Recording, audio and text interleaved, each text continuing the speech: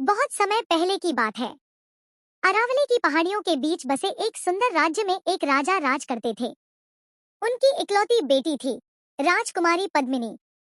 पद्मिनी रूप से तो सुंदर थी ही, पर उससे भी अधिक सुंदर था उसका हृदय।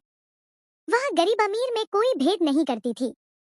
राजमहल के पास एक बड़ा रेलवे स्टेशन था। वहीं काम करता था एक साधारण सा कुली, रामू। लाल कमीज, सिर पर गमछा और चेहरे पर सदा संतोष भरी मुस्कान। राजकुमारी जब भी नगर भ्रमण पर निकलती, रामू को यात्रियों की मदद करते देखती। कभी बूढ़ी अम्मा का सामान उठा देता, कभी रोते बच्चे को चुप करा देता।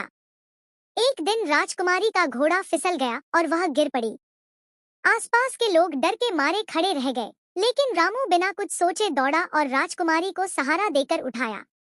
उसने अपने गमछे से उनके घुटने से बहता खून रोका। राजकुमारी ने पहली बार किसी साधारण व्यक्ति की आंखों में निस्वार्थ चिंता देखी। दिन बीतते गए। राजकुमारी को पता चला कि रामू अनाथ है, मेहनत से कमाए पैसों से कई गरीब बच्चों को पढ़ाता है। उसने समझ लिया कि सच्ची अमीरी धन में नहीं, संस्कार और करुणा में होती है। राजा ने राजकुमारी के लिए बड़े बड़े राजाओं से रिश्ते तय करने चाहे, पर पद्मिनी हर बार मना कर देती। एक दिन उसने साहस करके पिता से कहा, पिताजी, मैं रामू से विवाह करना चाहती हूँ। राजा क्रोधित हो उठे। एक कुली से? यह राजघराने की मर्यादा के खिलाफ है। राजकुमारी ने शांत स्वर में उत्तर दिया, मर्यादा उस इंसान की होती है जो दूसरों के दुख में खड़ा हो। रामू भले ही कुली है, लेकिन उसका दिल राजा से भी बड़ा है।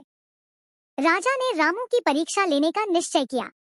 उसे 1 वर्ष तक राज्य की सेवा का अवसर दिया गया। रामू ने ईमानदारी, परिश्रम और दया से सभी का दिल जीत लिया। गरीबों के लिए उसने भोजनालय खुलवाए, यात्रियों के लिए विश्राम स्थल बनवाए। 1 वर्ष बाद राजा की आंखें खुल गईं।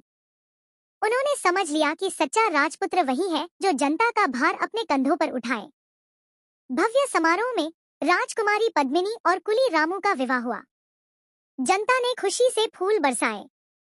उस दिन राजा ने घोषणा की, आज से रामू केवल कुली नहीं, इस राज्य का गौरव है। और इस तरह यह सिद्ध हो गया कि प्रेम जाति, पद और धन नहीं देखता, वह सिर्फ इंसानियत पहचानता है।